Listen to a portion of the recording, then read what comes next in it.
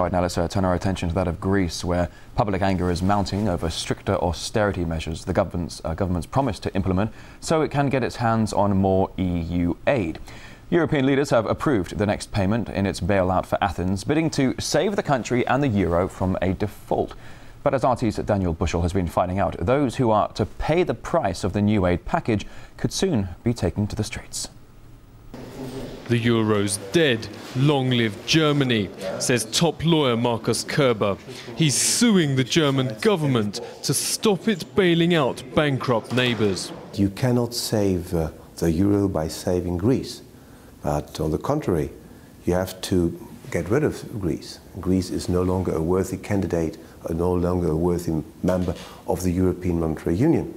The nations labelled in derision by some as the pigs of Europe, Portugal, Ireland, Greece and Spain, must drop the currency now, before they drag down other members, warns Körber.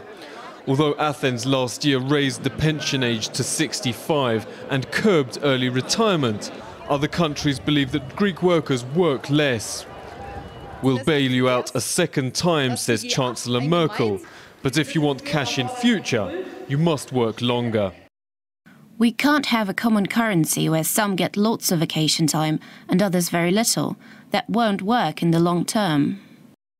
The statement caused uproar in Greece, but they're not happy in the EU's cash capital Frankfurt either, believing the Greeks have had it too easy.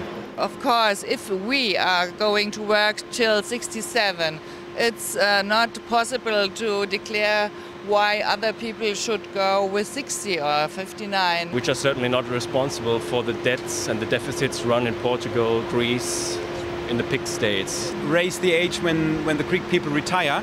All Greek people, well, we have to work long as well. Germans are at boiling point. Anger which could spill out onto the streets, say some experts. If the problems with the euro become bigger, higher and higher, then it is also not excluded that German people go on the street because they say, okay, we don't want to pay anymore. The powerful Greens are now suing Merkel's government, claiming it hid facts about bailouts from the public. People in Germany ask, do we have to pay this? And so we have to give answers, and the answers we don't get from our government. Even the ruling party's revolting. Klaus-Peter Wilsch is fighting all rescues, since he argues leaving the Eurozone is in the interests of the struggling countries. They should take the chance to say, okay, we get out, we solve our problems, we will have our debt restructured. Those who gave money for high interest rate will lose some of their money, and then they can qualify again for the euro maybe after 10-15 years. Greece protests the euro's a straitjacket which blocks traditional ways to boost your economy, like devaluing the currency or adjusting interest rates. Even Greece's European Commissioner says that the country's membership of the common currency is at risk unless Athens takes the painful cost-cutting medicine prescribed by the EU and the IMF.